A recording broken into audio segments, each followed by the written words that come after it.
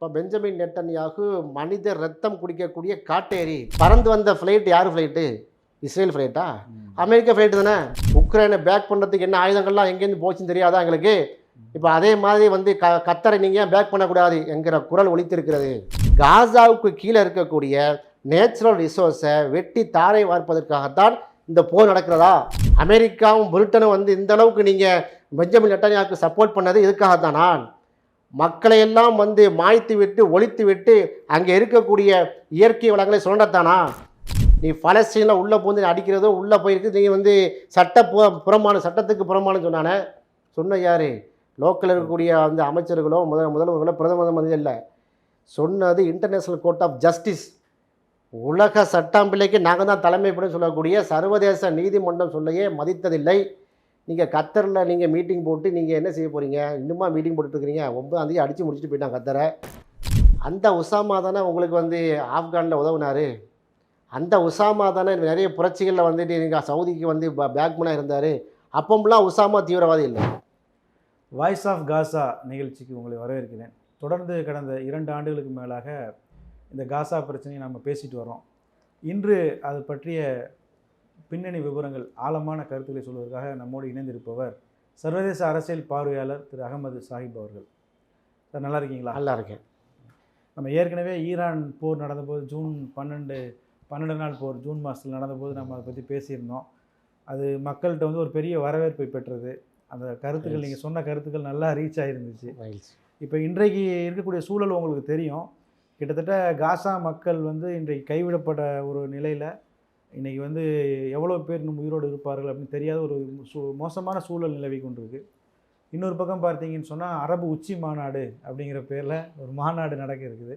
Qatar நாட்டை வந்து Israel அத்துமீறி தாக்கியிருக்கிறாங்க. முதல் கட்டமாக இது சம்பந்தமாக உங்கள் கருத்துக்களை பதிவு செய்யுங்க. இன்றையோட 708 நாட்கள் ஆகிட்டு. காசாவில் சற்றப்போ 1,65,000 பேரை பிறவி ஊனமாக்கியாச்சு. கை கால்களை இழந்து கண்களை இழந்து அவர்கள் வந்து குற்றுயிரமாக குறையுமாக ஆக்கிவிட்டாச்சு. பலஸ்தீன் மக்கள் தன்னுடைய மண் உரிமையை மீட்பதற்கான போராட்டத்தில் தான் ஈடுபட்டார். அவரை சர்வதேச தீவிரவாதியாக சித்தரித்து சற்றப்போ 65,000க்கு மேற்பட்டவர்களை வந்து குண்டு வீசி கொண்டுட்டாங்க. 2 மில்லியனுக்கு அதிகமானவர்கள் வந்து இடம்பெயர்ந்து வாழ்ந்துகிட்டு இருக்காங்க. கட்டிடங்கள் கூட இல்லை, அத்தனையும் தரமட்டமாக்கியாச்சு. இருந்தாலும் பெஞ்சமின் நெட்டன்யாகுவுக்கு வந்து போர் வெறி கொஞ்சம் கூட குறைந்த பாடில்லை. இன்றைக்கி நம்ம பேசிகிட்டு இருக்க இன்றைக்கி 4 பேரை கொண்டிருக்காங்க. அப்போ இவர்களுக்கு என்னதான் வேணும்? சர்வதேச சமூகம் வந்து இப்படி வாய் மூடி மௌனியாக இருக்கிறாங்க. கத்தரில் அப்படி பேசுகிறோம், சவுதியில் இப்படி பேசுகிறோம், இப்படி பேசிக்கிட்டே தான் இருக்கிறாங்களே தவிர நீ பேசுகிறாடா அடிப்பேன் அப்படிங்கிற மாதிரியாக இருக்கிறது. இது நாம் ஏற்கனவே சொன்ன மாதிரி சர்வதேச கார்ப்பரேட்டுகளும் இதில் வந்து சம்மந்தப்பட்டிருக்கிறார்கள்.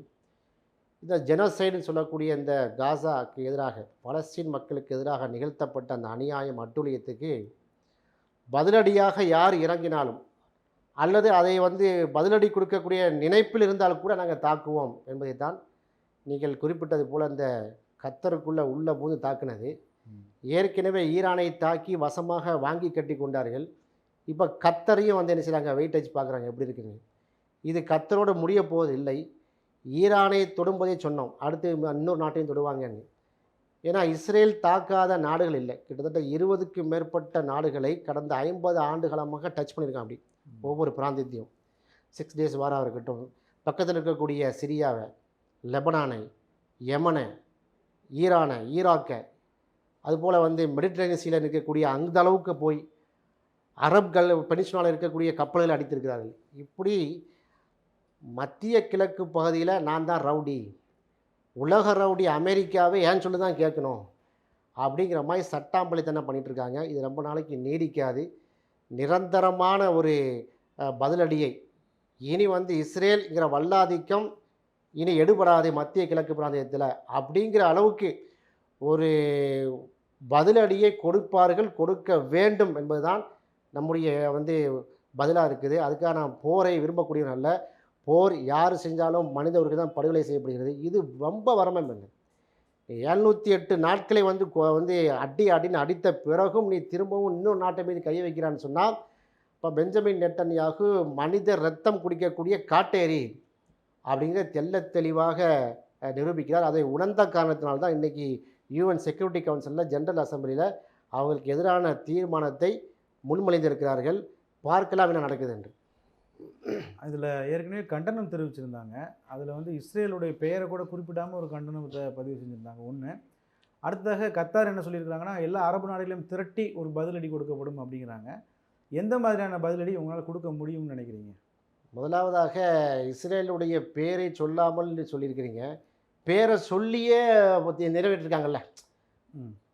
பேரை சொல்லி இஸ்ரேலுடைய பேரை சொல்லி நிறைவேற்றப்பட்ட கண்டன தீர்மானங்கள் கடந்த 50 ஆண்டுகளில் மட்டும் 140 தான் பண்ணியிருக்காங்க. 145 டைம்ஸ். முக்கியமான ஒரு 10 தீர்மானம் சொல்கிறேன் கேளுங்க. இது இன்னைக்கு நேற்று அல்ல. ரெசல்யூஷன் 242 1967 அப்போ இஸ்ரேல் ஸ்டேட்டுன்னு வந்து அவங்க வந்து தியோடர் ஹேசல் சொல்கிறாரு பாருங்க, அந்த டைம்லையே. அப்போ என்ன சொல்கிறாங்க, 6 days வார் நடக்குது, கோலன் ஹைட்ஸை பிடிச்சிட்டாங்க, சிரியாவை அட்டாக் பண்ணிட்டாங்க.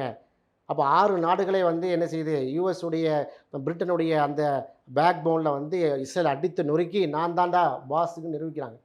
அப்போ நிறைவேற்றுறாங்க 1967 இஸ்ரேலே நீ பண்ணுறது வந்து பயங்கரவாதம் அப்படின்னு சொன்னாங்க. இஸ்ரேல் பேரை சொல்லி Israel withdrawal from territories of occupied 6 days war, நீ வந்து கைப்பற்றிய அந்த எல்லா டெரிட்டரியை விட்டு வெளியே போ இஸ்ரேல் சொன்னாங்க. பயந்துட்டானா? பயப்படலையே. 1973 யூஎன் ரெசல்யூஷன் நம்பர் 338 338 242 பேரை பிடிச்சிட்டு போனாங்க பலஸ்தீன்லேருந்து. அரபுடைய மக்களை வெளியிடு, கிப்பு வார்னு சொல்லுவாங்க, கிப்பூர் வார். அந்த கிப்பூர் வாரில் வந்து என்ன நடந்துச்சு, இஸ்ரேல் பேரை சொல்லி தான் ஐநா சபை வந்து கண்டிச்சிச்சு. இஸ்ரேல் பயந்துட்டானா? ஐநா சபையாவது வேறு ஏதாவது அப்படிங்கிற மாதிரி வந்து என்ன செய்யலாம் சொல்லிட்டு போனால். ரெசல்யூஷன் நம்பர் 446 1979 இஸ்ரேல் சொல்கிறாங்க நாங்கள் செட்டில் பண்ணுறோம், பாலஸ்தீன் மக்களை செட்டில்மெண்ட் பண்ணுறோன்னு சொன்னாங்கல்ல.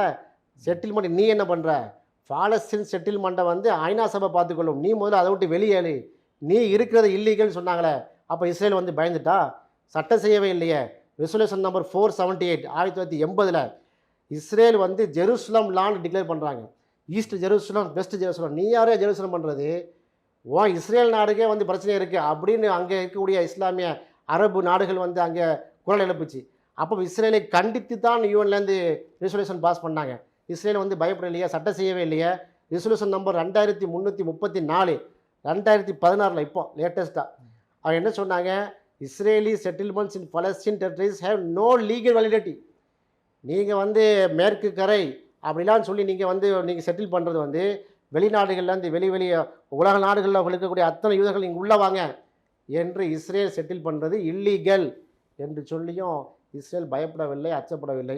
இப்போ நேற்று உட்காந்துட்டு நீங்கள் இஸ்ரேல் வன்மையாக கண்டிக்கணும்னா கண்டிச்சுட்டே இருக்க வேண்டியதான். வன்மையாக வார்த்தையிலால் கண்டிச்சுட்டே இருக்க வேண்டாம், அவன் ஒவ்வொருத்தனையும் அடிச்சுக்கிட்டே இருப்பான். அப்போ இதுதான் நடந்து கொண்டிருக்கிறது. அது மட்டும் இல்லாமல் சர்வதேச நீதிமன்றத்தையே மைச்சே கிடையாதுங்க.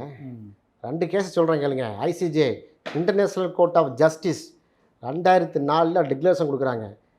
2004 declare that Israel's West Bank separation wall illegal under international law. ஒரு பெரிய சீனை புரிஞ்ச ஒரு மாதிரி கட்டினா பாருங்கள் வெஸ்ட் பேங்கில் மேற்கடையில், அதை உடைக்கணும்னு சொன்னாங்க. எங்க ஐசிஜேல இன்டர்நேஷ்னல் கோர்ட் ஆஃப் ஜஸ்டிஸில் உடைச்சானா? நீ ஏடா எங்களுக்கு சொல்கிறதுன்னா. அப்போ யாரையுமே மதிக்கிறது கிடையாது. அதே போல் 2024 ரீசெண்டாக ICJ haven advisory opinion that Israel occupation Palestine territory is unlawful. நீ பலஸ்தீனில் உள்ளே போந்து அடிக்கிறதோ உள்ளே போயிருக்கு, நீங்கள் வந்து சட்டத்துக்கு புறமானு சொன்னானே. சொன்ன யார்? லோக்கலில் இருக்கக்கூடிய அந்த அமைச்சர்களோ முதல்வர்களோ பிரதம மந்திரி இல்லை. சொன்னது இன்டர்நேஷ்னல் கோர்ட் ஆஃப் ஜஸ்டிஸ். உலக சட்டாம்பிள்ளைக்கு நாங்கள் தான் தலைமைப்படும் சொல்லக்கூடிய சர்வதேச நீதிமன்றம் சொல்லையே மதித்ததில்லை. நீங்கள் கத்தரில் நீங்கள் மீட்டிங் போட்டு நீங்கள் என்ன செய்ய போகிறீங்க? இன்னுமா மீட்டிங் போட்டுட்ருக்கிறீங்க? 9ஆம் தேதி அடித்து முடிச்சுட்டு போயிட்டாங்க கத்தரை.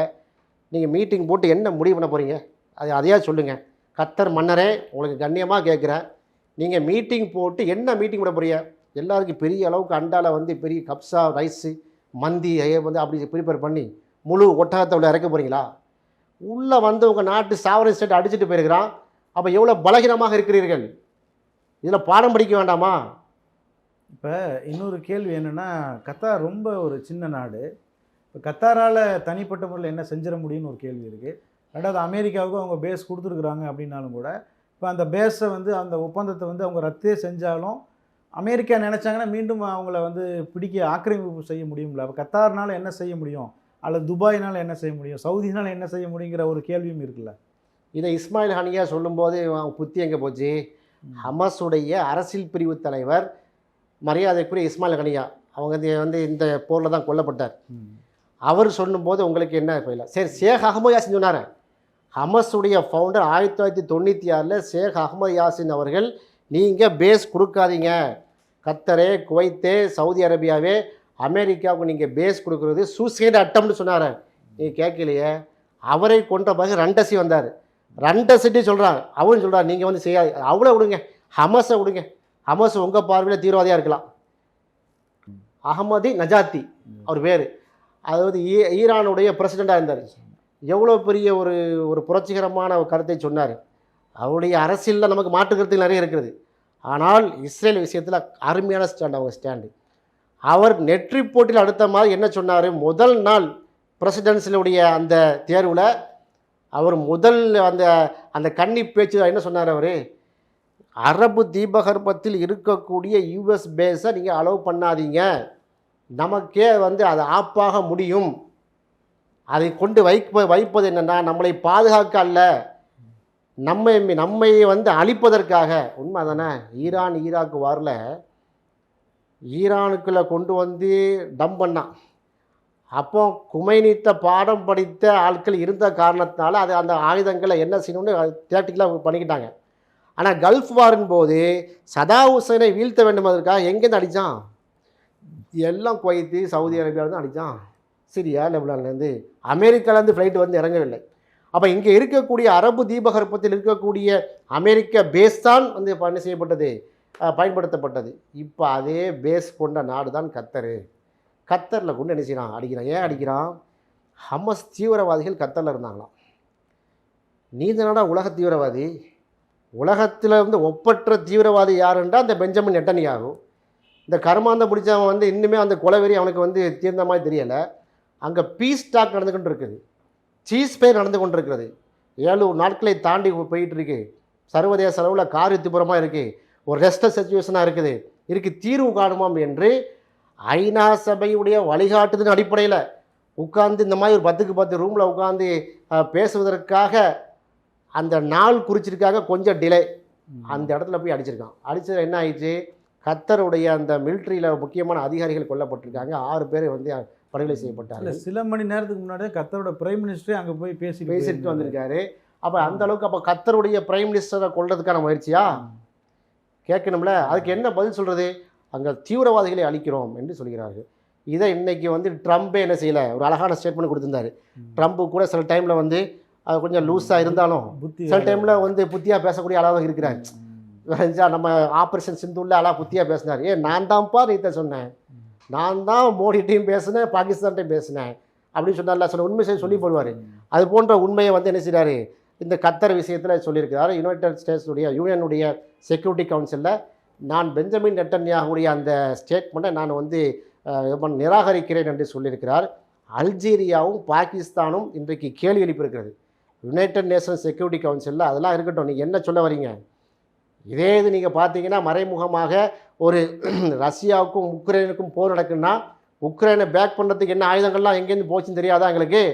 இப்போ அதே மாதிரி வந்து கத்தரை நீங்கள் பேக் பண்ணக்கூடாது என்கிற குரல் ஒலித்திருக்கிறது. இது ஒரு வரலாற்று சிறப்புமிக்க பதிவு தான். பாகிஸ்தான் நாட்டுக்கு அவ்வளோ பலம் இல்லாட்டா கூட, அல்ஜீரியாவுக்கு அவ்வளோ பலம் இல்லாட்டா கூட ஒரு பலம் பொறிந்த வல்லரசு பேச வேண்டிய பேச்சை இன்றைக்கி அவங்க பேசியிருக்கிறாங்க. கத்தருக்கு ஆதரவாக இஸ்ரேலுக்கு எதிராக யுனைடெட் நேஷனுடைய ஐநா சபையுடைய செக்யூரிட்டி கவுன்சில் என்ன தீர்ப்பை சொல்லுங்கள் அப்படி நெருக்கடி கொடுத்துருக்காங்க. என்ன நெருக்கடி கொடுக்கான்னு பார்ப்போம். என்ன அடுத்த ஸ்டேட்மெண்ட் என்ன வருதுங்கிறத பார்ப்போம். இப்போது கத்தாரினுடைய வான் பாதுகாப்பு இராணுவம் எல்லாமே அமெரிக்காவின் கண்காணிப்பில் இருக்குங்கிறது எல்லாருக்குமே தெரியும். அட்டாக் பண்ணும்போது இவங்க அமெரிக்கா என்ன செஞ்சாங்க அப்படிங்கிற ஒரு கேள்வி இருக்குல்ல. ஏன்னா இவ்வளவு வான் பாதுகாப்பு அமைப்புகள் பல லட்சம் கோடி ரூபாய் போட்டு கத்தார் வாங்கி வச்சுருக்கிறாங்க, நவீன ஆயுதங்கள்லாம் வாங்கி வச்சுருக்கிறாங்கன்னு நம்ம படிக்கிறோம். எதுவுமே ஒர்க் ஆகாமல் போயிடுச்சு ஏன் அப்படிங்கிற கொஸ்டின் இருக்குல்ல. எல்லாம் கரெக்டு தான். நீங்கள் வந்து வீட்டெல்லாம் நம்ம அருமையாக ஜோடித்து பெயிண்ட் அடித்து உள்ளக்கெல்லாம் இன்டீரியர் டிசைன்லாம் பண்ணி அவ்வளோ இப்போ ஃபர்னிச்சர்லாம் போட்டு சிசிடிவி கேமராலாம் மாட்டி வீட்டை பூட்டி சாவியை திருடன் கையில் கொடுத்துட்டீங்க. ஆசையாய் மண்ணை பதப்படுத்தி அங்கே வந்து நீர் பாய்ச்சி களை பறித்து கரும்பு வந்து விளைவிச்சுட்டு கரும்பு தோட்டத்துக்கு வந்து சாவியை யானை கையில் கொடுத்தா, கர்த்தருடைய பேஸை நீங்கள் உருவாக்கி விட்டு யாருக்கில்ல நீங்கள் ஃபுல்லாக இதாக கொடுத்தீங்க, அமெரிக்கா கண்ட்ரோல் கொடுத்தீங்க. பறந்து வந்த ஃப்ளைட்டு யார் ஃப்ளைட்டு? இஸ்ரேல் ஃப்ளைட்டா? அமெரிக்கா ஃப்ளைட்டு தானே. அப்போ அமெரிக்கா ஃப்ளைட்டையே அமெரிக்காவுடைய பாதுகாப்பு கவசம் வந்து வந்து எப்படி அடிக்கும்? அவன் தானையா அமெரிக்கா தான் இஸ்ரேல். இஸ்ரேலுடைய அமெரிக்காவுடைய கள்ள குழந்தை தானே இஸ்ரேலு. நான் வந்து பேசுகிற மாதிரி பேசுவேன், நான் வந்து திட்டுற மாதிரி திட்டுவானி, அடிக்கிற மாதிரி அடிப்பானி அப்படின்ட்டு சொல்லி கிரீன் சிக்னல் கொடுத்ததே ட்ரம்ப் தானே அப்படின்னு நாங்கள் பகிரங்கமாக சந்தேகப்படுகிறோம். இப்போ சவுதி, அதாவது ஐக்கிய அரபு அமீரகத்தோட ஒரு அதிகாரி, பெண் அதிகாரி, அவங்க சொல்லியிருக்கிறாங்க, கத்தாரை நீங்கள் தாக்குறது ஒன்று தான், கத்தாரை நீங்கள் தாக்குவது வந்து ஒட்டுமொத்த கல்ஃபுடைய செக்யூரிட்டி சிஸ்டத்தின் மீதான தாக்குதல்ங்கிறாங்க. இந்த கல்ஃப் செக்யூரிட்டி சிஸ்டம்னா என்ன? இந்த மன்னர்களுடைய எந்தெந்த நாட்டை எந்தெந்த மன்னர்கள் குடும்பம் ஆட்சி செய்கிறாங்க, இவங்களுக்குள்ள என்ன தொடர்புகள் இருக்குது, எப்படி இவங்க ஒத்துழைச்சி இப்போ பண்ணுறாங்க அப்படிங்கிறத கொஞ்சம் சொல்லுங்கள். ஆக்சுவலாக அது வந்து 2 பார்ட்டாக நீங்கள் பார்க்க வேண்டும். உண்மையிலேயே வந்து அரபு தீபகற்பத்தில் இருக்கக்கூடிய கோடிக்கணக்கான அரபு மக்கள் இருக்காங்க பாருங்க. மக்கள் வந்து உணர்வுபூர்வமான மக்கள். ஆனால் எல்லா ஆட்சியாளர்களும் எனக்கு ஒரு கேள்வி என்னென்னா, இன்றைக்கு இஸ்ரேல்லேயே போராட்டம் நடக்குது. பெஞ்சமின் நேதன்யாகு வீட்டுக்கு வெளியிலேயே வீட்டவே அடித்து உடைக்கிறாங்க. இன்றைக்கி உலகம் முழுக்க அந்த மாதிரி போராட்டம், அந்த நாட்டு அரசுகளை எதிர்த்தே போராட்டம் நடக்குது. ஆனால் இந்த அரபு நாடுகள், குறிப்பாக சவுதி மாதிரி நாடுகள், ஒரு குடிமக்கள் கூட ஒரு போராட்டம் நடத்துகிற மாதிரி செய்தி நம்ம பார்க்க முடியும். அதான் சொல்கிறேன், மக்கள் நல்ல மக்களே. ஆனால் அந்த மக்கள் வந்து எப்போ நல்ல மக்களாக வந்து இருப்பாங்கன்னா, அவங்க நீங்கள் கேட்குற மாதிரி வீதிக்கு வந்து விட்டால் தீவிரவாதியாக மாறிடுவாங்க. ஷேக் உசாமா பின் லேடன் ரஹமத்துல்லா அலைன்னு சொன்னது அவங்க தான். அதே உசாமா வந்து போராட்ட களத்துக்கு வந்து நின்று ஆயுதத்தை வாங்கி தூக்கி நிற்கும்போது தீவிரவாதி உசாமான்ட்டான். இப்போ வந்து பின் லேடன் குரூப்புக்கு தான் அங்கே சவுதியுடைய அங்கே அவ்வளோ பெரிய தொழில் வளங்கள் 2 ஹரம் என்று சொல்லக்கூடிய மக்காவையும் மதினாவையும் தூய்மைப்படுத்தக்கூடிய அந்த பொறுப்பில் இருந்தாங்க. அந்த உசாமா தானே உங்களுக்கு வந்து ஆப்கானில் உதவுனார். அந்த உசாமா தானே நிறைய புரட்சிகளில் வந்துட்டு நீங்கள் சவுதிக்கு வந்து பேக்மனாக இருந்தார். அப்போம்லாம் உசாமா தீவிரவாதி இல்லை. உசாமா எப்போ தீவிரவாதி ஆகுறாரு? உசாமா பின் லேடனு எப்போ அமெரிக்கா அவரை தீவிரவாதின்னு சொல்கிறதோ அப்போ இவரும் தீவிரவாதி ஆகிறாரு. உசாமா பின் லேடன் அவர்கள் எது அரபு தீபகற்பத்துடைய அந்த ஆளக்கூடிய ஆட்சியாளர்களை நோக்கி கேள்வி கேட்குறாரோ அப்போ தீவிரவாதியாக மாறுறாங்க. புரியுதா உங்களுக்கு? 2 விதமாக நீங்கள் பிரித்து பார்க்கணும். மக்கள் நல்ல மக்கள் தான். ரோட்டுக்கு வந்தால் காலி பண்ணுறாங்க. ரோட்டுக்கு வந்து போராட்டமாக வந்தானா காலி பண்ணுறாங்க. அப்படிப்பட்ட ஒரு சூழ்நிலை வந்து யமனில் இல்லை. அங்கே சிங்க் ஆகிட்டாங்க. மக்கள் தான் ஆட்சியாளர்கள், ஆட்சியாளர் தான் மக்கள். அதான் துணிஞ்சு நிற்கிறான் ஊத்திஸ். அவ்வளோ பலம் இல்லாட்டாலும் துணிஞ்சு நிற்கிறான். இப்போ நீங்கள் கேட்ட கேள்வி என்னென்னா, நீங்கள் என்ன செய்ய போகிறாங்க, என்ன செய்வாங்க? இதுக்கு மேலே நீங்கள் பேச வேணுமா? இதுக்கு மேலே நீங்கள் பேசணுமான்னு கேட்குறேன். OIC, organisation of Islamic council 54 நாள் என்ன செஞ்சிட்ருக்கிறீங்க? தம்மான் துண்டு இஸ்ரேல் உங்களை வந்து ஆட்டி படைச்சு கொண்டு இருக்காங்கன்னா அந்த அரபு ஆட்சியில் என்ன செய்து கொண்டிருக்கார்கள்? இன்னுமா பேசிகிட்டு இருக்க போகிறீங்க?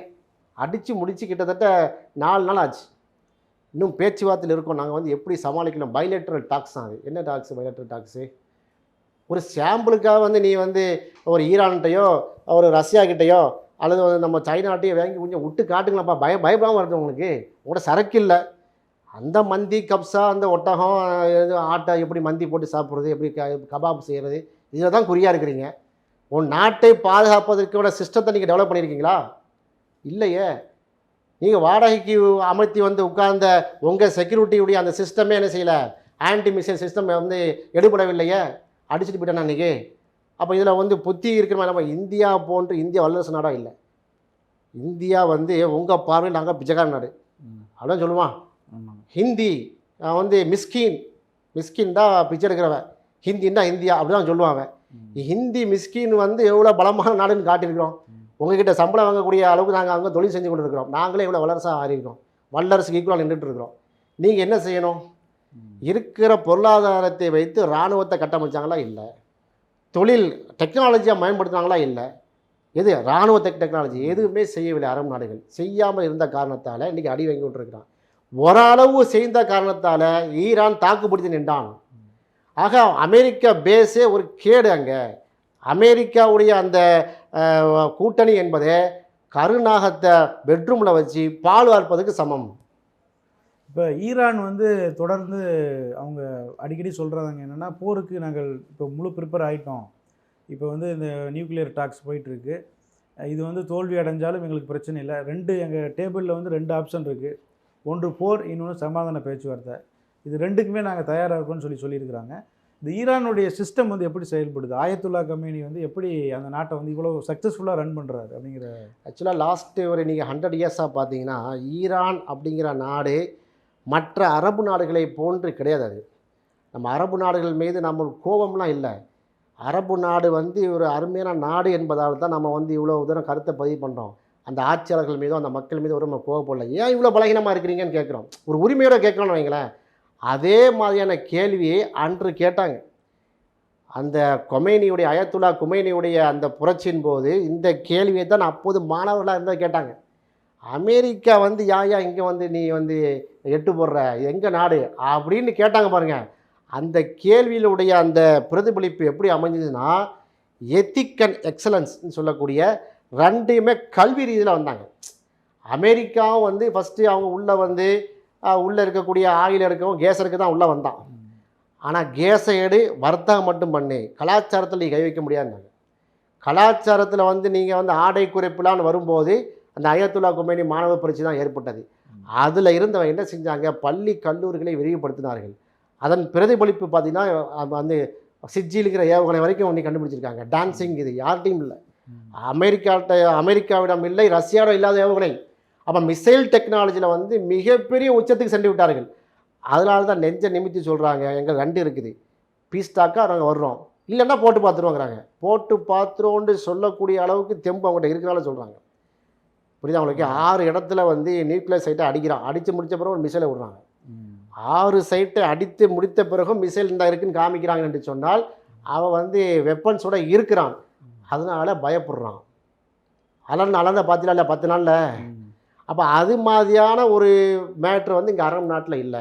ஸோ அரபு நாட்டுடைய சப்ஜெக்ட் என்பது வேறு, ஈரானுடைய சப்ஜெக்ட் என்பது வேறு. ஈரானை பொறுத்தவரையில் டெக்னாலஜிலையும் அறிவுக்கும் வந்து முக்கியத்துவம் கொடுத்த நாடு. கடந்த நீங்கள் ஒரு 1000 இயர்ஸ் ஹிஸ்ட்ரி எடுத்துக்கிறீங்க, 100 வருட ஹிஸ்ட்ரி நமக்கு என்ன தெரியும். 1000 இயர்ஸ் ஹிஸ்ட்ரி எடுத்துக்கிட்டிங்கன்னா அல்காரிசிம்லேருந்து அல்ஹிந்திலேருந்து பார்த்தீங்கன்னா பெரும்பாலான இப்னு சீனா, அலி சீனா இவர்கள்லாம் பார்த்தீங்கன்னா ஃபாதர் ஆஃப் மெடிசின் இப்னு சீனான்னு சொல்கிறோம். இன்றைக்கு வரைக்கும் இப்னு சீனாவுடைய புக்கை படிக்காமல் யாரும் டாக்டர் ஆக முடியாது. மருத்துவத்துக்கு தந்தை அவர் தான், அஸ்ட்ரானமி அவர் தான். எங்கே வந்தவர்? அங்கே உள்ளவர். அல்காரிஸ்மி, அல் ஹிந்தி, இதெல்லாம் பார்த்தீங்கன்னா வரலாறு 800-700 வருஷத்துக்கு முன்னாடி இருந்தால் அறிஞர்களுடைய பூமி அந்த பூமி. அந்த ஊட்டம் இன்னும் இருக்கிறது. நீ என்னத்தை அடித்தாலும் அடுத்த வருவாங்க. இன்றைக்கி பார்த்தீங்கன்னா ஈரானில் 6 நியூக்ளியஸ் சயின்டிஸ்ட் அடிக்கிறான். 6 நியூக்ளியஸ் சயின்டிஸ்ட்டை வந்து அத்துமீறி இஸ்ரேல் தாக்குலேருந்து அழிக்கிறான். அடுத்த 1 மணி நேரத்தில் அந்த 6 பேருக்கு பொசிஷன் போட்டாங்க. பார்த்தீங்களா இல்லையா? 6 நியூக்ளியஸ் சயின்டிஸ்ட்டுக்கு இப்போ பேரலாக இவங்க இருப்பாங்க, அதுக்கடுத்து இவங்க இருப்பாங்கன்னு லிஸ்ட்டு போட்டாங்க. அப்படி அப்போ அந்த அளவுக்கு பேக்கப் ரிசோர்ஸோடு இருக்கிறார்கள். அப்போ அவங்கள்ட்ட நீங்கள் பாடம் படிக்க வேண்டும். இந்த அரபு நாடுகள், கத்தரு, குவைத்து, சவுதி அரேபியா போன்ற அரபு நாடுகள் அந்த இஸ்ரேலை வந்து நீங்கள் மத ரீதியாக, மார்க்க ரீதியாக, அந்த கொள்கை ரீதியாக விமர்சனத்தில் வந்து கவனம் செலுத்துவதற்கு பதிலாக நீங்கள் அவங்களோட டெக்னாலஜியில் எப்படி வளர்ந்துருக்கிறாங்க, எப்படி அவனால் தாக்கு பிடிச்சி நிற்க முடிகிறது என்பதை நீங்கள் சிந்தித்திருந்தால், அவங்க அளவுக்கு நீங்கள் சயின்டிஸ்ட்டுகளை, ஆய்வாளர்களை உருவாக்கியிருந்தால் இன்றைக்கு கத்தர் அடி வாங்கியிருக்காரு. கத்தரை மாதிரி அடுத்த சவுதி அரேபியாவா? கொஸ்டின் வருதுல்ல. அடுத்து சவுதி அரேபியா ஏற்கனவே ஹவுதிகளிடமே சண்டை போட்டு தோற்ற ஒரு நாடு தானே. சவுதி அரேபியாவை பொறுத்த வரைக்கும் ரொம்ப சமாதான புறாங்க. அவங்க என்ன இருக்காங்கன்னா, வீரத்துக்குலாம் ஒன்றும் பஞ்சம் இல்லை. சவுதி வந்து வீரம் அடைஞ்ச மண்ணு தான். அவங்கள்ட்ட ஒரே ரெஸ்ட்ரிக்ஷன் என்னென்னா, இங்கே மக்காவும் மதீனாவும் இருக்கிறது. உலக முஸ்லீம்களுடைய புனித பூமியாக இருக்கக்கூடிய மக்காவில் யாரும் தாக்கல் பண்ணிடக்கூடாது. அதான் ஹாதிமுல் ஹரைமைனி சரிஃபைனும்பாங்க. அங்கே மக்கா அந்த மன்னர்களுக்கு இதாக இருக்கட்டும், அதாவது 2 புனித பாதுகாவலர்கள். அப்போ பாதுகாவலராக இருக்கும் வரை தான் மன்னராக இருக்க முடியும். புரியுதா உங்களுக்கு? இல்லை, எனக்கு என்னென்னா இந்த தியரி தான் எனக்கு ரொம்ப ஒரு மன உளைச்சலை ஏற்படுத்துது. என்னென்னா, இப்போ ஒரு குழந்தை வந்து கொல்லப்படுது, அந்த குழந்தையின் உயிரை விட இந்த புனிதத்தனங்கள் புனிதம் அதிகமாக அப்படிங்கிற கேள்வி வந்து எனக்கு ஒரு டிஃபென்ஸ் சிஸ்டம் இல்லை. அதோட என்ன கதைன்னா, இப்போ வந்து ஒரு பெருமைக்காக அடிச்சான்னு வைங்க, நம்மகிட்ட சரக்கு இல்லைன்னு தெரியுது, கோபத்தில் 4 மிசைலை கொண்டு போடுறான்னு வைங்க, இஸ்ரேலில் கொண்டு போடுறான், திருப்பியும் 500 அடிச்சு அடிச்சிருது. இங்கே ஒன்றும் இல்லையா, அவன் வேலை செய்யாதில்ல, அமெரிக்க மிசைல் வேலை செய்யாதுன்னு தெளிவாக தெரிஞ்சு போச்சு.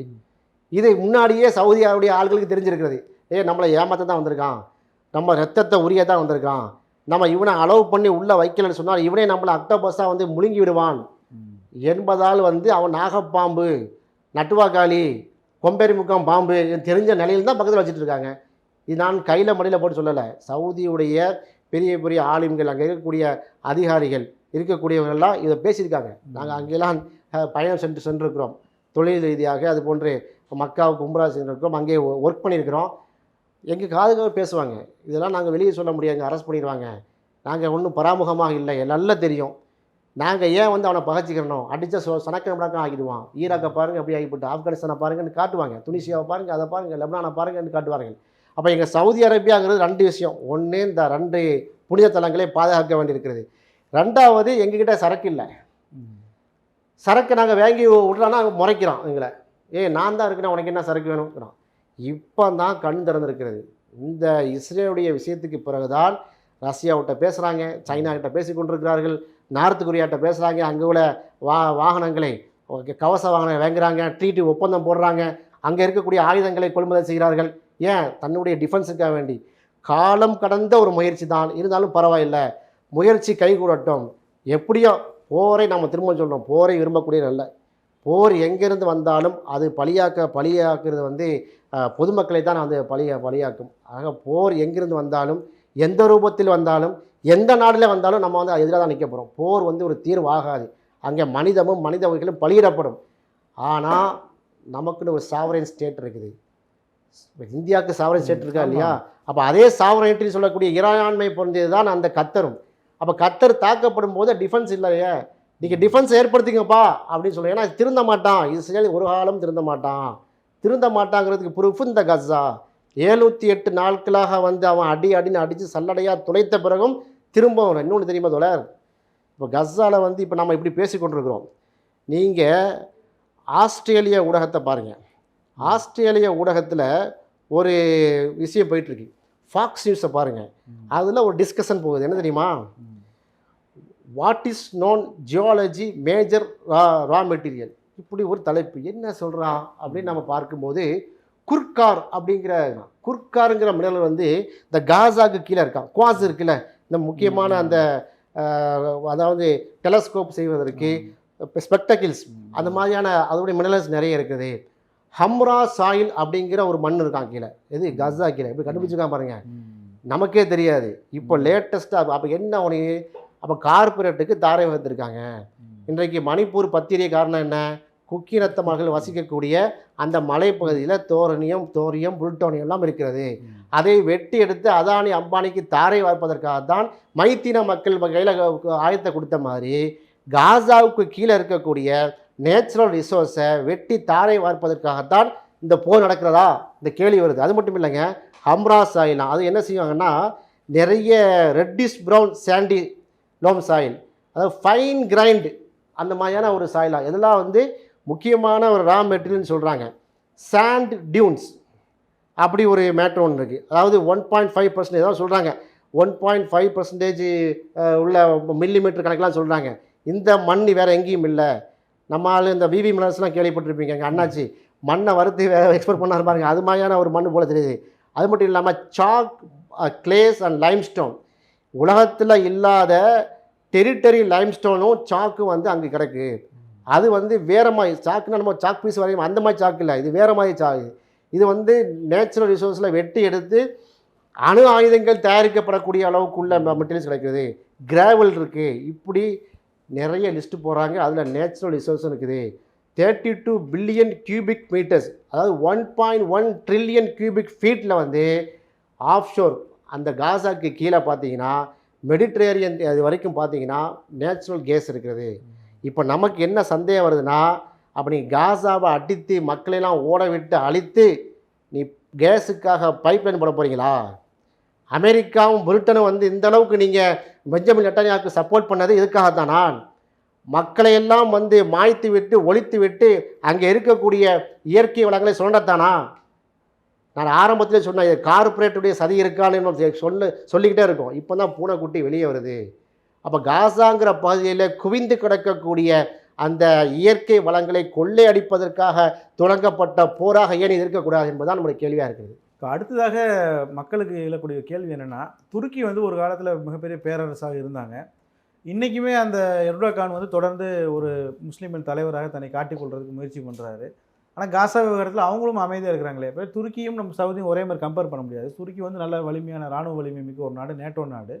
இப்போ இவங்களாவது ஏதாவது ஒரு சின்ன ஒரு ராக்கெட்டாவது ஒரே ஒரு ராக்கெட் விடலாமேன்னு சொல்லி கேட்குறாங்க. இது எப்படி பார்க்குறீங்க? இல்லை, ஆக்சுவலாக அப்படி நம்ம வந்து இங்கே இருந்து கொண்டு 10க்கு 10 ரூமில் கேமரா முன்னாடி அப்படி சொல்லிட முடியாது. நம்ம வந்து இஸ்ரேல் போன்று ரவுடி கிடையாது. நம்ம ரவுடி அவனும் வந்து அப்படி உட்காந்து பேசிட்டு தான் அடித்தது தானே இந்த இது துருக்கி நம்ம கத்தரை. அது போன்று ஒரு இண்டிவிஜுவல்ஸ் வந்து எங்கேயுமே ஜைனிஸ்ட் தீவிரவாதம் தான். இந்த சனாதனம் வர்ணா சொன்ன அதோடைய முப்பாட்டம் தான் ஜைனிஸ்ட்டு. அதனால் அவங்கள் மாதிரி நம்ம யாரும் சிந்திக்க மாட்டாங்க. ஏன்னா மனிதநேயம் மிக்கவர் தானே. துருக்கியை பொறுத்தவரையில் 3 விஷயத்தில் நம்ம அவங்கள பாராட்டணும். ஒன்று, காசாவுக்கு கண்டினியூவாக 708 நாளும், இன்றைக்கி 708 days கண்டினியூவாக ஹியூமனிட்டேரியன் எய்டு பண்ணிகிட்டே இருக்காங்க. அவங்களுக்கு வந்து மருந்து பொருட்கள், அந்த உணவுப் பொருட்கள் அனுப்பிக்கிட்டே இருக்காங்க. ரஃபா எல்லையில் வந்து குமிச்சிட்டாங்க. 2வது, செக்யூரிட்டி கவுன்சிலில் யூஎனில் வந்து தொடர்ச்சியாக குரல் எழுப்பிகிட்டே இருக்காங்க. இஸ்ரேலுக்கு எதிராக ஒலிக்கக்கூடிய முதல் குரலாக துருக்கியுடைய குரலாக இருக்கிறது. 3வது, சர்வதேச அழுத்தத்துக்கு எல்லாத்துலேயுமே டாக்ஸுக்கு அவங்க கலந்து கொள்கிறாங்க. இந்த 3ஐ தான் அவர்கள் செய்ய முடிஞ்சு செய்கிறாங்க.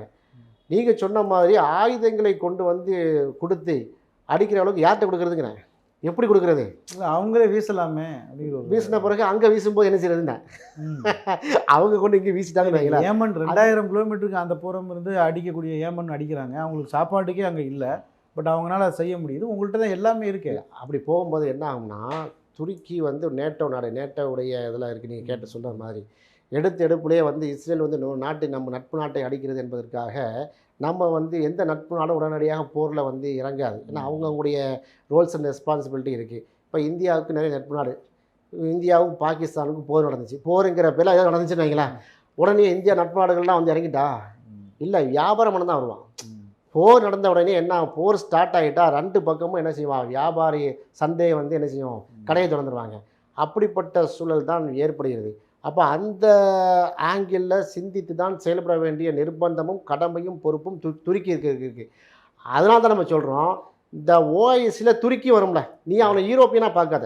நம்ம என்ன செய்யணும், ஓஐசியில் நீங்கள் நான் பெரியவனா நீ பெரியவனா சண்டை போடாமல், துருக்கி கொஞ்சம் இறங்கி வந்து நான் உதுமானிய பேரரசு எங்கள் தலைமையிலேருந்து அப்படிலாம் சொல்லாமல், உங்களுக்கும் அந்த அரபு நாடுகள் இருக்கக்கூடிய சில உரசல்கள் இருக்குது பாருங்கள், குறிப்பாக சவுதி அரேபியா, அந்த உரசல்கள்லாம் தூரம் வைத்து விட்டு, இப்போ நீங்கள் கேட்குறீங்க பத்திலா, இந்த கேள்வியை அம்மார் கடாஃபியே கேட்டார்.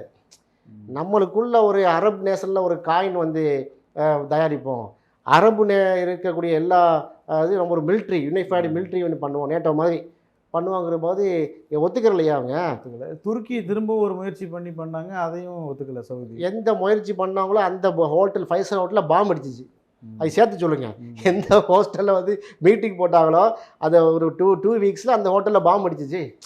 அப்போ அந்த அளவுக்கு பலகீனமாக தானே இருக்கிறோம். ஸோ இந்த ஆங்கிளில் நான் பார்க்கும்போது இது போன்ற சர்வதேச நெருக்கடியில் இருக்கிற ஜியோ பாலிட்டிக்ஸ், தமிழ்நாடு பாலிட்டிக்ஸே நமக்கு வந்து மண்டையை வந்து அந்தளவுக்கு தலையடியை கொடுக்கிறது. இது சர்வதேச அரசியல், இதில் நிறைய ப்ரோஸ் அண்ட் கான்ஸ் இருக்கிறது. ஓகே, இப்போ வந்து இதோடைய எண்டு என்ன ஆகும் அப்படிங்கிற ஒரு கொஸ்டின் அது கடைசியாக வச்சுக்கோங்க. இப்போ இவ்வளவு போருக்கு பிறகும் இஸ்ரேலுக்கு வந்து எப்படி இவ்வளவு ஆயுதங்கள் எப்படி கிடைக்கிது, எப்படி பணம் வந்து அவங்களுக்கு ஆயுதம் கூட நீங்கள் சொல்வது மாதிரி ஆயுத கம்பெனி, ஐரோப்பாவில் உள்ள ஆயுத கம்பெனி எல்லாமே இதில் பயன் அடைஞ்சிருக்கிறாங்க அப்படிங்கிற செய்தி நம்ம கேள்விப்படுறோம். ஒரு பக்கம் போரை நிறுத்த சொல்லி போராட்டம் நடந்தாலும் இன்னொரு பக்கம் அவங்க தான் ஆயுதத்தை அனுப்புகிறாங்க அப்படிங்கிறத பார்க்குறோம். பணம் வந்து எப்படி அவங்களுக்கு வருது, எப்படி அவங்களுடைய அந்த சிஸ்டம் வந்து ஒர்க் ஆகுது? இல்லை, இஸ்ரேலில் பஞ்சம் வந்து விட்டது, அதனால தான் மக்கள் வீதிக்கு வந்துவிட்டாங்க. பணம் இருப்பதை போல காட்டிக் கொள்கிறான் பெஞ்சமின் நெட்டன்யாஹு. ஆனால் அந்த மக்கள் வந்து விலைவாசி கூடிவிட்டது, பொருளாதாரம் பாதாளத்துக்கு போயிட்டு, அதனால தான் எதிர்க்கட்சிகள்லாம் ரோட்டில் நின்று போராட ஆரம்பிச்சிட்டாங்க. இப்போ அதை மேனேஜ் பண்ணுறதுக்கு என்ன செஞ்சுருக்காங்கன்னா, நீங்கள் பார்த்தீங்கன்னா நிறைய டிப்ளமேட்டிக்காக சில விஷயங்களை பண்ணியிருக்கிறாங்க. எப்படி வந்து இந்த பொருளாதார ஏற்றத்தாழ்வை வந்து சமாளிக்கிறது அப்படிங்கிறத பெஞ்சமின் நெட்டன்யாஹு தலைமையில் உள்ள அந்த டிஃபென்ஸ் மினிஸ்ட்ரி எல்லாம் உட்காந்து பண்ணும்போது, இப்போது ஜூயிஷ் டயஸ்பொராவில் நீங்கள் வந்து ஒவ்வொரு சனிக்கிழமையும் ஒரு டயஸ்பொரா வெளியே வரும். அதில் நீங்கள் பார்த்தீங்கன்னா அறிக்கை கொடுத்துருக்காங்க. அந்த அறிக்கையை நம்ம பார்க்கும்போது ரொம்ப நமக்கு சிரிப்பாக வருது. ஃபைனான்ஸ் பேங்கிங் செக்டாரில் டெல் அவீவில் இருக்கக்கூடிய மேஜர் ஹப்லாம் வந்து சுக்குநூறாக போயிட்டு, அது வந்து ஈரானுடைய தாக்குதல்லையே வந்து அவங்க ரொம்ப பலகீனமாகிட்டாங்க. அதுபோல் பேங்க் ஆஃப் லூமி, பேங்க் ஹெப்போலைம், அந்த பேங்க் மிசாராஹி, தஃபஹோட், இப்படிலாம் ஒரு பேர், அதெல்லாம் ஜூயிஸ் பேர்னு வைங்களேன். இந்த ஸ்ட்ராங் பேங்கிங் சிஸ்டமாக இருந்த இதெல்லாம் கொலாப்ஸ் ஆகிருக்கிறது. ஷேர்கள்லாம் அதெல்லாம் பாகத்துக்கு போயிட்டு வருது. அப்போது இஸ்ரேலுடைய குளோபல் பாண்ட் இருக்குது பாருங்கள், இஸ்ரேலுடைய ப்ராடக்ட் இருக்கக்கூடிய குளோபல் பாண்ட்லாம் ஷேர்கள்லாம் கீழே இறங்கி விட்டது. அப்போ மிகப்பெரிய பொருளாதார சரிவில் இருக்குது. இப்போ நீங்கள் கேட்ட கேள்வி, இவருக்கெல்லாம் பொருளாதாரம் எங்கே வருது அப்படின்னு கேட்குறீங்க. அமெரிக்கா தான் அள்ளி கொடுக்குறானே. இவ்வளோ சரியும் போது எத்தனையோ பில்லியன் ட்ரில்லியன் டாலர் கொண்டு உள்ளே கொடுத்து பேப்பர் கரன்சியை உள்ளே கொடுத்துட்றான், டெப்ட்டை அடைச்சிட்றாங்க. ஸோ அதனால தான் நம்ம அமெரிக்காவின் கள்ள குழந்தை இஸ்ரேல் என்று சொல்கிறோம். அது மட்டும் இல்லாமல் strategic alliance and trade agreement இருக்காங்க. ஏன்னா அவங்களுக்கும் பிரிட்டனுக்கு இருக்குது, யூரோப்புக்கும் யூஎஸ், அதாவது இஸ்ரேலுக்கும் யூஎஸுக்கும், இஸ்ரேலுக்கும் யூரோப்பியன் யூனியனுக்கும், இஸ்ரேலுக்கும் கனடாவுக்கும், இஸ்ரேலுக்கும் மெக்சிகோவுக்கும், இப்படி வந்து நிறைய ட்ரேடு ட்ரீட்டி போட்டிருக்காங்க. அந்த ட்ரீட்டி மூலமாக ஃபண்ட் அவங்களுக்கு வருது. இந்த போருடைய விஷயங்களில் வந்து எப்படி நம்ம ஹியூமனிட்டேரியன் எய்ட்ஸ் வந்துட்டு காசாவுக்கு உள்ளே போகுதோ அதுபோது இஸ்ரேலுக்கும் மிகப்பெரிய பணங்கள் வந்து அங்கே அந்த வழியாக வருகிறது. இப்போ உதாரணமாக பார்த்தீங்கன்னா ஆர்ம் இண்டஸ்ட்ரி இருக்குது, ஆஃப் சோர்ஸ் இருக்குது, டெக்னாலஜி டிரைவன், அதாவது இஸ்ரேலுடைய டெக்னாலஜி நிறைய பேர் கொடுத்துருக்காங்க உலகத்தில். அதன் மூலமாக அவங்களுக்கு வந்து என்ன செய்யுது, அவங்களுக்கு ஃபண்டு வருகிறது. இப்படி நிறைய விஷயங்கள் அவங்க செய்து வைத்திருக்கிறார்கள். இது எல்லாம் எங்கே யார் பண்ணால், குளோபல் ஜீவிஸ் டயஸ்போரா அவங்க தான் என்ன செஞ்சாங்க, உட்காந்து திங்க் டேங்க் அமைப்பாக உட்காந்து இஸ்ரேலுக்கான ஒரு ஃபைனான்சியல் பாண்டை வந்து ஏற்படுத்தியிருக்கிறாங்க. அதுக்கு தனி டிவிஷன் போட்டிருக்காங்க, டிஃபென்ஸ் மிலிட்ரி இண்டஸ்ட்ரினே போட்டிருக்காங்க. அதுக்குள்ள இன்வெஸ்ட்மெண்ட்டு அது யாருக்கு கொடுக்கணும், அதுக்கெல்லாம் ட்ரேட் கொடுத்துருக்காங்க. அதாவது US, European union, China, India and others, இந்தியாவும் சைன் பண்ணிட்டு வந்திருக்கு இதில். அதுபோல் எக்ஸ்போர்ட்டில் டெக்னிக்கல் ப்ராடக்ட், அதாவது டெக்னிக்கல் ப்ராடக்ட் தனி எக்ஸ்போர்ட்டு. அப்போ எக்ஸ்போர்ட் செக்டார் இருக்குது. எல்லா செக்டாரும் அடி வாங்கிய பிறகும் பேங்கிங் செக்டார் அடி வாங்கிட்டு, டெக்னிக்கல் செக்டார் அடி வாங்கிட்டு, எக்ஸ்போர்ட் செக்டார் அடி வாங்கி விட்டது. ரா மெட்டீரியல்ஸ் ஒன்றுமே தோண்டி எடுக்க முடியலை, ஃபாரின் டைரக்ட் இன்வெஸ்ட்மெண்ட் வரலை. இதுக்கு மத்தியில் தான் என்ன சொல்லுது, அக்ரிகல்ச்சர் கிடையாது. எப்படி எப்படி எப்படி போர் நடந்துகிட்டு இருக்கு, எப்படி வந்து அறுவடை செய்ய முடியும்? அதுபோல் நேச்சுரல் கேஸ் அங்கே இருக்கிறது, அதை பம்ப் பண்ணி எடுக்க முடியவில்லை. இப்படி நிறைய லேகில் போய்விட்டது இஸ்ரேல். அதனால தான் $2 பில்லியன், அதாவது $200 பில்லியன், $1 ட்ரில்லியன் இப்படி வந்து டொனேஷனை கொண்டு வந்து என்ன செய்றாங்க, குவிக்கிறாங்க. இது வந்து கற்பனை கோட்டையில் கட்டப்பட்ட ஒரு பிரமிடு தான். அது டொம் என்று என்ன செய்யும், நாளைக்கு உடைந்து சுக்குநீராக நொறுங்கும் என்பதற்கு இஸ்ரேலில் இருக்கக்கூடிய யூத மக்களே பெஞ்சமின் நெட்டன்யாவுக்கு எதிராக கிளர்ச்சியில் ஏற்படுறாங்களே, அதுவே சாட்சியாக இருக்குது. இப்போ காசாவில் ஒரு பக்கம் இவ்வளோ பெரிய அழிவு நடந்தாலும் கூட அங்கே உள்ள போராளி குழுக்கள் வந்து இன்ன வரைக்கும் அந்த டிமாண்ட்லேருந்து அவங்க பின்னாலே போகலை. அந்த அவங்க முன்னாடி என்ன டிமாண்டை வச்சாங்களோ அந்த டிமாண்டில் அப்படியே நிற்கிறாங்க. இன்றைக்கி அவங்க என்ன சொல்லியிருக்கிறாங்கன்னா, எங்கள் தலைவர்களை வந்து நீங்கள் கொன்னாலுமே அந்த டிமாண்ட்லேருந்து நாங்கள் கீழே வரமாட்டோங்கிறாங்க. அடுத்ததாக என்ன சொல்கிறாங்க, காசாவில் கொல்லப்படக்கூடிய ஒரு சாதாரண குழந்தையினுடைய பிளட்டை விட எங்கள் தலைவர்களுடைய பிளட்டு ஒன்றும் உயர்ந்தது இல்லை அப்படிங்கிறாங்க. இந்த உறுதியை வந்து ஒரு பக்கம் அரபுகளினுடைய ஓப்பனாக சொல்லணும்னா அந்த கோழைத்தனத்தை நம்ம வந்து ஒரு பக்கம் பார்க்குறோம், இன்னொரு பக்கம் வந்து கற்பனைக்கு எட்டாத ஒரு வீரத்தை நம்ம பார்க்குறோம். இதனுடைய முடிவு என்னவாக இருக்கும்? காசா ஒரு தனி நாடு, பாலஸ்தீன நாடு உருவாகுமா? இதோட முடிவு என்னவாக இருக்கும்? உங்களுடைய கருத்து சொல்லுங்கள். இதுக்கு வந்து அந்த காசாவில் பாதிக்கப்பட்டு அகதிகளாக இருக்கக்கூடிய, அகதிகள் முகாமில் இருக்கக்கூடிய சின்னஞ்சிறு சிறுமிகள் வந்து நிறைய வீடியோ பதிவிட்டு வராங்க. நீ பார்த்துருப்பீங்க. இஸ்ரேல் இராணுவ டேங்குக்கு எதிராக நின்று ஒரு சிறுமி வந்து 6 வயசு சிறுமி வந்து ஹனாவா அந்த சிறுமி பேசின பற்றி நீங்கள் பார்த்துருப்பீங்க. கம்பின் ஃபியத்தின் கலீலா கலபத் ஃபியத்தின் கதீரா பிதினாங்க. 6 வயசு பிள்ளைங்க குரானுடைய வசனத்தை சொல்லி சின்னஞ்சிறு கூட்டமும் பெரிய பெரிய கூட்டத்தை அழித்திருக்கிறதே என்று சொல்லி ஆபிரகாம் மன்னனுடைய சரித்திரத்தை சொல்லுது. அப்போ அவங்க பிளட்டில் ஊர்னது, தன்னை மண்ணை காப்பதற்காக வந்து போராடுறாங்க ஹமஸ். நாம இல்லை, இந்த சர்வதேச கூட என்ன சொல்லுது, தீவிரவாதிங்கிறான் அவன். அதனால தான் ஹமஸுடைய அந்த போராளி குழுக்கு என்ன சொல்லுது, இங்கே எல்லாருமே லீடர் தான், லீடருடைய உயிர், இங்கே உடைய குழந்தையுடைய உயிரெலாம் இல்லை, நாங்கள் எங்கள் மண்ணை மீட்பதற்கான போராட்டம், மண் உரிமை போராட்டம். நீ வந்தேரியா உள்ளே வந்து எங்களை கைப்பட்டு எங்களை அகதியாக்குற. அப்போ அவன் எப்படி வந்து நீ உயிரை வெறுத்து நிற்கும் போது அவங்கள ஒன்றுமே செய்ய முடியாதுல்ல. உன் சட்டமோ உன்னுடைய துப்பாக்கியோ உன்னுடைய பீரங்கி குண்டுகளோ ஹமஸுடைய அந்த போராளி குழுக்களுடைய அந்த வீரத்துக்கு முன்னால் அடிபணி தானே செய்ய வேண்டும். அவங்க தான் உயிரை விருத்தான நிற்கிறாங்க, போராளியாக நிற்கிறாங்க. அதனால தான் ஒரு தலைவரை அடிக்க அடுத்த தலைவர் வர்றாங்க, ஒரு தலைவருக்கு அடுத்து வரிசையை பார்த்துங்க. நான் 25 இயர்ஸை நான் பார்த்து கொண்டிருக்கிறேன். ஷேக் அகமது யாசின் சொல்லி ஒரு வயசான ஒரு முதியவர் வீல் சேரில் இருக்கும்போது 90களில் எப்படி ஹமாஸ் வந்து அவ்வளோ தெளிவாக களமாடித்தோம். இன்னும் சொல்லப்போனால் சர்வதேச அளவுக்கு அன்றைக்கி ஷேக் அகமது யாசின் தலைவராக இருக்கும்போது 94ல் இங்கே இருக்கக்கூடிய 92களில் 91ல் பீஸ் கீப்பிங் ஃபோர்ஸ் வந்து பாருங்கள், இலங்கை தமிழர்களை வந்து அழிப்பதற்காக இந்தியா அனுப்ப கண்டம் பண்ணாங்க. இங்கே இருக்கக்கூடிய எல்டிடியை வந்து சேர்ந்தவர்கள் வந்து கிட்டு தலைப்பில் அங்கே போயிருக்காங்க. கர்னல் கிட்டுன்னு சொல்ல பாருங்க, அங்கே ட்ரைனிங் எடுத்தவங்க அவங்க பலஸ்தீனில். அந்த அளவுக்கு அவங்க போராளி குழுவை வந்து உலகம் ஃபுல்லும் வந்து செஞ்சாங்க. அந்த வியாபித்து உள்ள ஒரு பார்வை இருந்தது. அதே வீரம் இப்பவும் இருக்குது. நீங்கள் வந்து யஹ்யா சின்வாரை கொல்ற பிறகும் அந்த வீரம் இருக்குதாங்க செய்யுது. முகமது தைஃபை வந்து கொலை செஞ்சாங்க, இந்த மிசில் அடித்து கொண்டாங்க. ஆகா, ஹமாஸுடைய போராட்ட குழு தலைவரை வந்து கொண்டு விட்டாங்க. அடுத்த 1 மணி நேரத்தை அறிவிச்சிட்டாங்க. ஆக ஹமாஸை பொறுத்தவரையில் அவங்க போராளி குழு எல்லாருமே தலைவர்கள் தாங்க. தலைவர்கள்டா இப்படிலாம் ஆக்ஸ்போர்ட் யூனிவர்சிட்டியில் படித்த தலைவர் அப்படிலாம் கிடையாது. அவர்கள் மண்ணை காப்பதற்காக யார் லீடு பண்ணுறாங்க அவங்க தான் தலைவாங்க. அப்படி எக்கச்சக்கமான தலைவர்களை இழந்தும் கூட நின்று கொண்டிருக்காங்க. காரணம் உணர்வுபூர்வமான போராட்டம். இது உணர்வுபூர்வமான போராட்டம், உண்மையின் பக்கம் நிற்கக்கூடிய போராட்டம். அந்த குழந்தை பருவத்திலேயே அந்த வெடிகுண்டு சத்தத்தில் தான் அந்த குழந்தையை பிறக்குது. இஸ்ரேல் என்று சொல்லக்கூடிய அந்த ஆணவத்தினுடைய உச்சம் அந்த கருவில் இருக்கும்போதே சொல்லிக் கொடுக்கப்படுதில்ல, அதில் வரக்கூடிய வீரம் தானே தவிர ஒன்றும் இல்லை. அது நிச்சயமாக வெற்றி பெறும் நினைக்கிறேன். கடந்த 25 இயர்ஸை நம்ம பார்க்கும்போது ஒவ்வொரு காலகட்டத்தையும் தாண்டி தாண்டி தாண்டி தாண்டி வந்திருக்கு. சர்வதேச ஊடகங்கள் இப்போ முடிஞ்சு போயிட்டது பலஸ்தீன், இனி கிரேட்டல் இஸ்ரேல் தான், எல்லாத்தையும் மெயின் தலையெல்லாம் உருட்டியாச்சுன்னு எழுதுவான். அடுத்த 5 வருஷத்தில் இந்த மாதிரி நிற்பாங்க. காரணம் என்ன? அந்த பூமி வாக்களிக்கப்பட்ட பூமி, அதில் சாட்சியாக வந்து பலஸ்தீன் மக்கள் இருக்கிறார் என்பது தான் இதை உணர்த்துகிறது. ஓகே, இவ்வளோ நேரம் பாலஸ்தீனம் சம்மந்தமாக ரொம்ப ஆழமான விஷயங்கள்லாம் நம்ம நேயர்களுக்கு பகிர்ந்துக்கிட்டீங்க. ரொம்ப நன்றி. நன்றி.